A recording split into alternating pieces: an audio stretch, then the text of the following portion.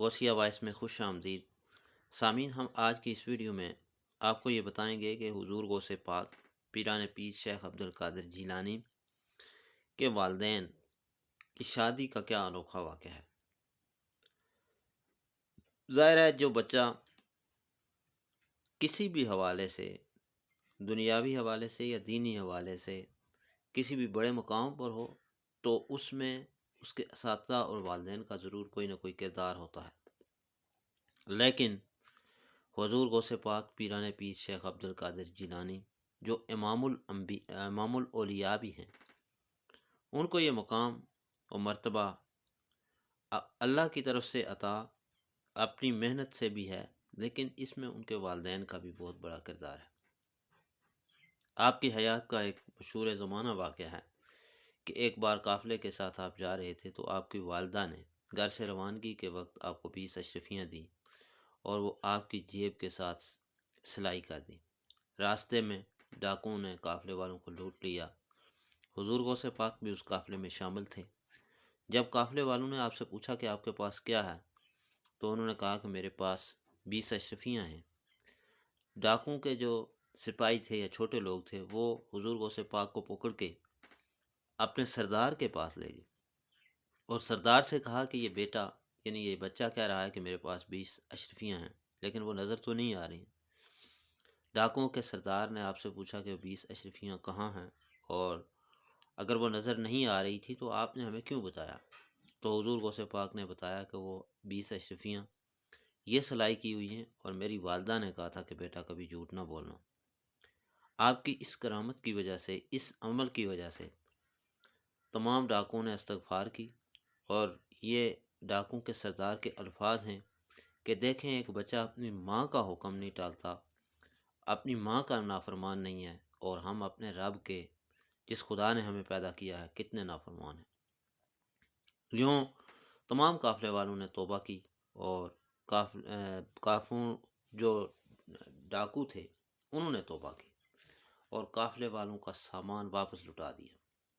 اس طرح انہوں نے بھی توبہ کر لی اور قافلے والوں کی جان بھی بچ گئی۔ آج کی ہماری ویڈیو کا جو موضوع ہے کہ حضور غوث پاک پیران پیر شیخ عبد القادر جیلانی کے والد کی شادی کیسے ہوئی۔ ابو صالح موسیٰ جنگی دوست آپ کے والد تھے۔ آپ بھی بڑے عابد، زاہد، متقی اور اللہ کے نیک ولی تھے۔ ایک بار آپ کہیں سفر کر رہے تھے، سفر کے دوران آپ کو بہت بھوک لگی ہوئی تھی۔ اچانک دیکھتے ہیں کہ ایک نہر کے کنارے آپ جا رہے ہیں، اور نہر کے کنارے جاتے ہوئے آپ کی نظر پڑتی ہے کہ ایک سیب جو ہے وہ پانی میں بہہ رہا ہے۔ آپ سیب کو پکڑتے ہیں، اٹھا کے آپ وہ سیب کھا لیتے ہیں۔ جب آپ سیب کھا لیتے ہیں تو سیب کھانے کے بعد خیال آتا ہے کہ یہ تو کسی کا سیب تھا، اس کا مالک تو کوئی اور تھا، میں نے یہ سیب کھا تو لیا ہے لیکن کسی کی اجازت کے بغیر کھا لیا ہے۔ یہی چیز آپ کے ذہن میں تھی۔ چنانچہ آپ نے نہر کے کنارے واپسی کا راستہ لیا اور چلتے چلتے ایک بہت بڑے باغ کے پاس پہنچ گئے تو دیکھا کہ اسی طرح کے سیب کے درخت ہیں اور اسی طرح کے سیب لگے ہوئے ہیں۔ چنانچہ آپ نے وہاں پہ موجود لوگوں سے پوچھا کہ اس باغ کا مالک کون ہے، تو لوگوں نے بتایا کہ فلاں بزرگ، ان کا نام تھا عبداللہ سومئی، وہ اس کے مالک ہیں۔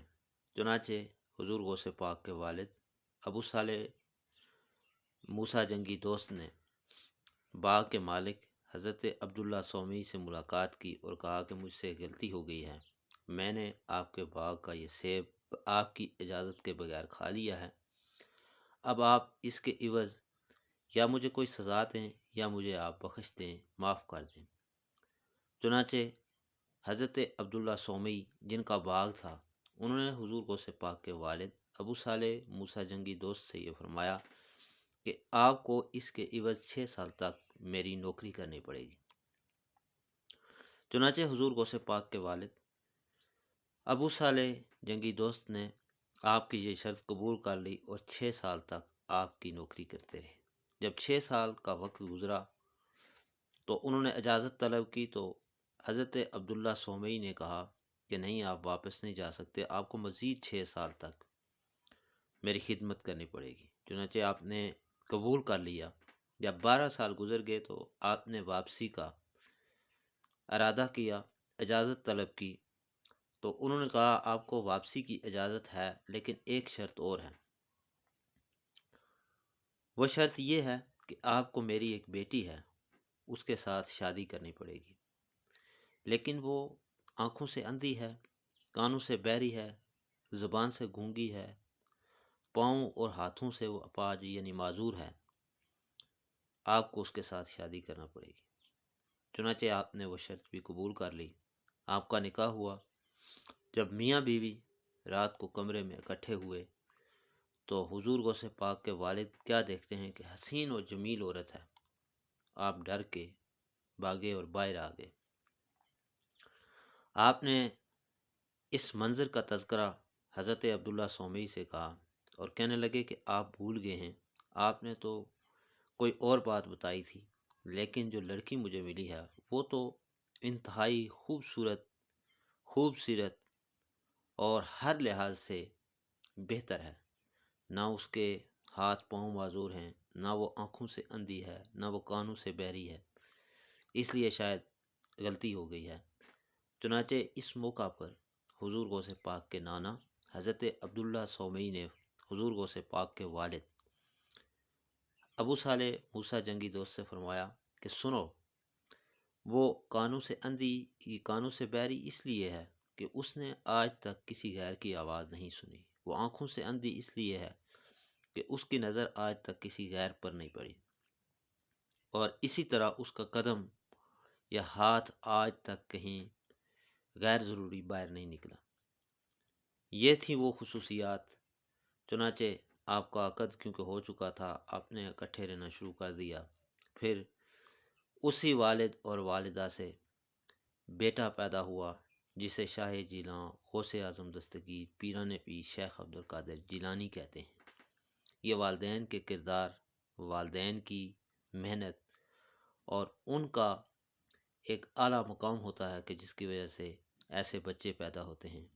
یہ تھا آج کی ہماری اس ویڈیو کا موضوع۔ یقیناً آپ کو ہماری یہ ویڈیو اچھی لگی ہوگی، اسے دوسروں کے ساتھ بھی ضرور شیئر کیجیے، اور آخر میں آپ سے گزارش ہے کہ اگر آپ ہمارے یوٹیوب چینل پر نئے ہیں تو اسے ضرور سبسکرائب کر لیجیے۔